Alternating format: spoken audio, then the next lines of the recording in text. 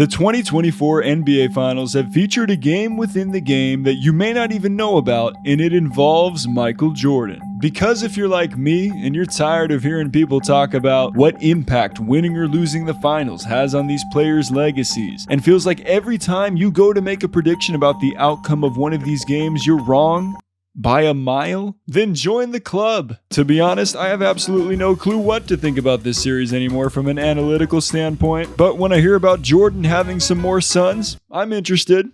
And hopefully you'll be too. So let me begin by saying, take what you know about MJ's sons and multiply it. We all know that Jordan has two confirmed biological sons, Marcus and Jeffrey. Jimmy Butler and Anthony Edwards are rumored to be his NBA sons because of their similar physical appearance, play style on the court, and demeanor. I did a video about all their matchups against each other, and we'll leave a link on the screen and in the description for you to check out. Anyway, expand what you know about Jordan's sons because the man has a sneaker family tree as well, and two of his sneaker sons are battling for supremacy in the NBA Finals. That's right, the GOAT's legacy is still being carried on in the Finals 26 years after he last played in them via the Jumpman logo on two star players' feet that happen to be on opposing teams. And this can only mean one thing. We got a battle for Jordan's sneaker supremacy on our hands here, people. So by the end of this video, let's see who you think Jordan's favorite sneaker son is.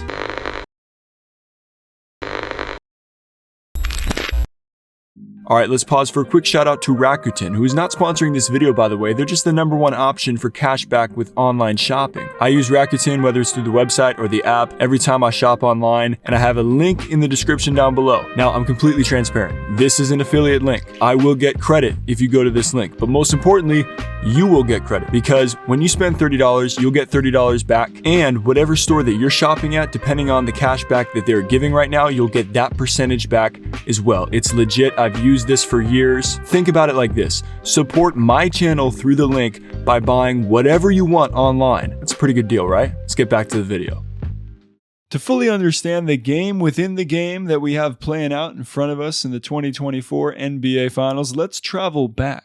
Before the 2023-2024 NBA season, Jordan's signature athletes Jason Tatum, Luka Doncic, and Zion Williamson were flown out to Paris for the Beyond commercial shoot for Jordan Brand. Now, you gotta think public relations told them that the big man was gonna show up at some point. Yet still, this is what happened when MJ showed up on the scene.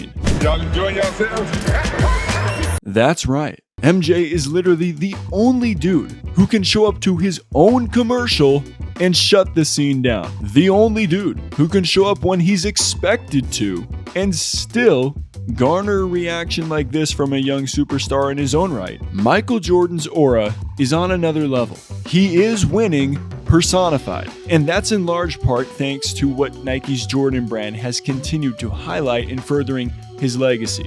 Keep in mind that this is a guy who hasn't logged an NBA minute in over 20 years and yet still generates this level of buzz from young stars and fans around the world to this day. And for two of the game's best young stars in Luka and JT to carry on that legacy of greatness, the demand is greatness out of them. But even if Jordan never admits it, the big question is, which player does he like better? Well, according to longtime Jordan Brand VP Howard White in an interview with Boardroom's Nick DePaula, these finals are a win-win. DePaula, so you're saying you don't have a finals pick?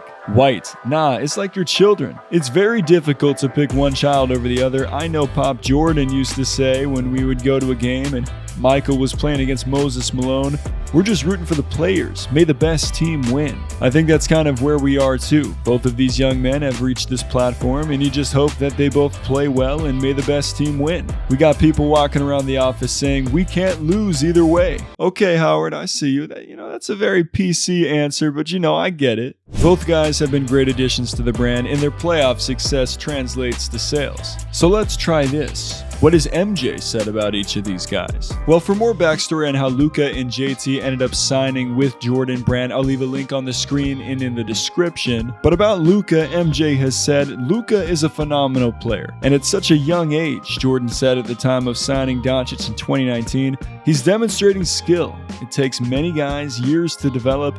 It will be incredible to watch him continue to advance in the league. And Luka, well, he didn't know what to say the first time he met MJ. I met him at my first All-Star. I think it was some celebration of something. I don't know, but I was too nervous. I didn't know what to say. Did you end up saying anything? Did you just look at your feet? Yeah, I was just saying hi, and then how are you? I think something like that. Nothing more. But by the time Doncic was at his third All-Star game in 2022, him and Jordan seemed to have warmed up quite a bit. What up, dude? Stay healthy, off the floor. Luka has also said that MJ was a hero of mine growing up in Slovenia.